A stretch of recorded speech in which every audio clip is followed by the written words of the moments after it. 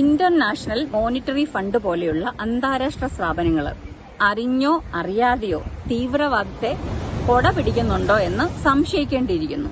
ഇങ്ങനെ സംശയിക്കാൻ എനിക്കൊരു കാരണമുണ്ട്. ഇന്നലെ മെയ് 9-ന് 1.4 ബില്യൺ $US പാകിസ്ഥാന് ഇന്റർനാഷണൽ മോണിറ്ററി ഫണ്ട് കൊടുത്തു. ഈ 1.4 ബില്യൺ $US എന്ന് പറയുമ്പോൾ നിങ്ങൾക്ക് അത് ചെറുതായിട്ട് തോന്നും. ഇത് പാകിസ്ഥാൻ റുപ്പയായിട്ട് ചേഞ്ച് ചെയ്യുമ്പം 40,000 കോടി രൂപയുണ്ട്. അത് നമ്മുടെ ഒരു ഇന്ത്യൻ രൂപ എന്ന് പറയുന്നത് പാകിസ്ഥാന്റെ 3.25 രൂപയാണ്. ഇനി ഇത് പല ഗഡുക്കളിൽ ഒരു ഗഡു മാത്രമാണ്.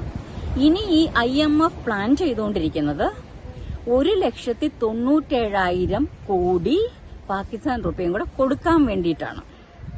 ഈ ഫണ്ട് ഈ IMF കൊടുക്കുന്നതിന്റെ പ്രധാന കാരണം കാലാവസ്ഥാ വ്യതിയാനങ്ങളെ പ്രതിരോധിക്കാനും അതിജീവിക്കാനും ഒക്കെ വേണ്ടിയിട്ടാണെന്ന് പറയപ്പെടുന്നത്. പാകിസ്ഥാനില് ക്ലൈമറ്റ് ചേഞ്ച് അതോറിറ്റി എന്ന് പറഞ്ഞൊരു സ്ഥാപനമുണ്ട്. ഈ സ്ഥാപനം ഈ ഫണ്ട് വക മാറ്റി പല കാര്യങ്ങൾക്ക് ഉപയോഗിക്കുന്നെന്ന് പാകിസ്ഥാൻ സർക്കാരിനറിയാം, പാകിസ്ഥാൻ ആർമിക്കറിയാം, ലോക രാജ്യങ്ങൾക്കറിയാം. IMFന് ഇത് അറിയാതിരിക്കാൻ യാതൊരു വഴിയില്ല. ഇനി ഇതെല്ലാം അറിഞ്ഞിട്ടും അവർ വീണ്ടും വീണ്ടും ഈ പൈസ ഒഴുക്കിക്കൊണ്ടേയിരിക്കുന്നു.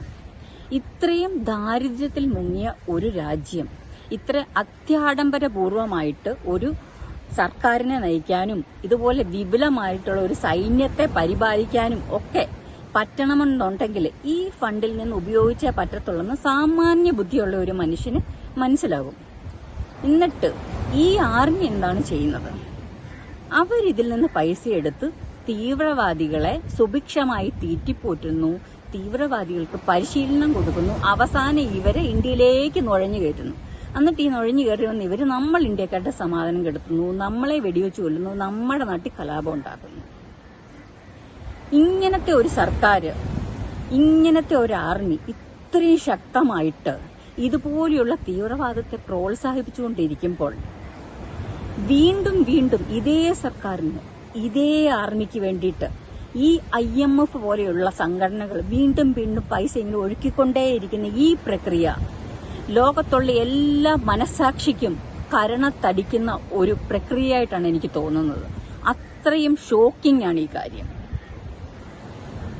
ഈ ഇന്റർനാഷണൽ മോണിറ്ററി ഫണ്ടും UN പോലത്തെയുള്ള ഓർഗനൈസേഷൻസ് ഒക്കെ അവരെന്തിനു വേണ്ടിയിട്ടാണോ നിലകൊണ്ടത്, എന്തിനു വേണ്ടിയിട്ടാണോ അത് തുടങ്ങിയത് എന്ന് പോലും മറന്നുപോയെന്നാണ് എനിക്ക് തോന്നിയിട്ടുള്ളത്.